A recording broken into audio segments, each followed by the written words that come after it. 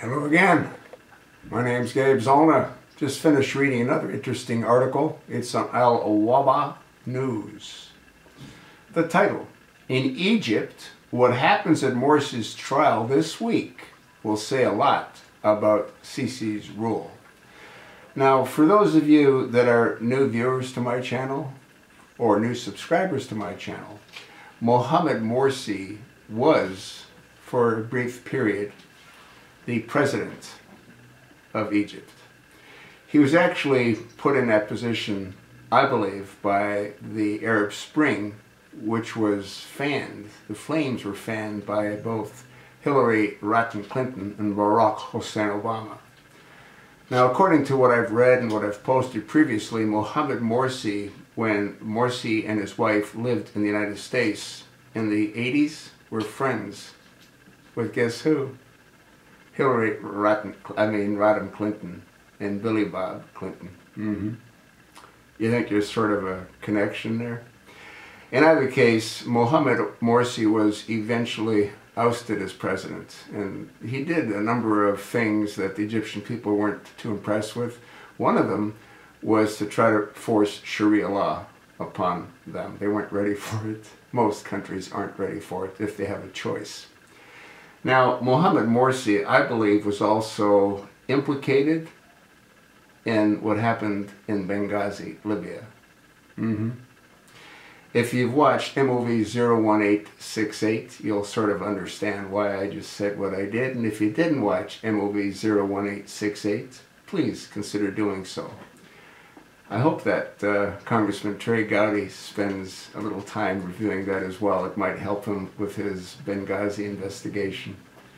In either case, Mohamed Morsi is and has been languishing in prison, and he's on trial for potential death penalties. I can't imagine that he won't be sentenced to death. His trial is supposed to commence again, and there have been many delays for various reasons, but hopefully this will proceed in a smooth fashion, and hopefully we'll get a verdict. If he's not sentenced to death, which there's a very good possibility that he will be, I have little doubt that he'll be sentenced to life imprisonment, along with many other Muslim Brotherhood cohorts. None of this can make the chosen with the floppy ears very happy. Yeah, once again, I believe both he and Hillary Clinton were instrumental in bringing about the Arab Spring, which got rid of Mubarak, who was president of Egypt for well over 30 years. When Mohamed Morsi was inaugurated into the Oval Office, he had made two promises to the Egyptian people. One was to flee the blind sheikh. Now, the blind sheikh was responsible for trying to take down the Twin Towers in, I believe, '93.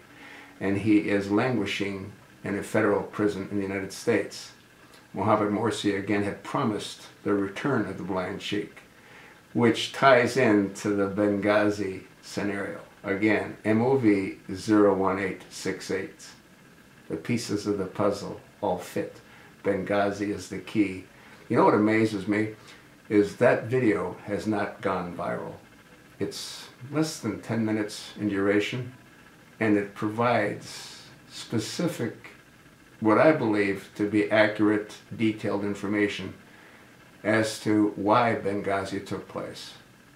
For those of you that don't feel it's important enough for you to take a look at MOV 01868, Barack Hussein Obama wanted a big win to show the American people that he's commander-in-chief prior to the 2012 presidential election. So, what happened was a delegation of Muslim Brotherhood members from Egypt traveled to the White House. Now, these folks were so radical that they required special travel permits, which Obama was able to provide. And I believe what they did is they put together a plan. And the plan was to kidnap the ambassador. And Hillary Clinton was, I think, involved as well, because a week prior to the scheduled meeting that the ambassador had established, Hillary Rodham Clinton reassigned 14 Marines that protected the facility. It was not an embassy. It was a facility. And it was a mile from the CIA annex. And what happened was the ambassador, I believe, was to be kidnapped. And that would have worked out real fine if Glenn Doherty and Tyrone Woods would have obeyed the stand-down orders that were issued by the only one that can issue stand-down orders in a foreign country, and that is the President of the United States. Now, if they would have obeyed those stand-down orders, then I believe the ambassador would have been kidnapped, and Obama would have been able to trade the blind sheik for the ambassador, which would have made Obama a hero on two fronts. He would have been a hero with the American people for saving the life of the ambassador, Chris Stevens, and he would have been a hero with the Muslim Brotherhood for having returned the blind sheik and allowing Mohammed Morsi to fulfill his promise. Oh, by the way, the other promise Mohammed Morsi made was to turn Jerusalem into the capital of Egypt. In either case, what I believe again transpired was when Glenn Doherty and Tyrone Woods intervened by not obeying the multiple stand-down orders. I believe there were two specific ones that were given. The extremist Islamics, Muslim Arabs, slaughtered the ambassador. Why?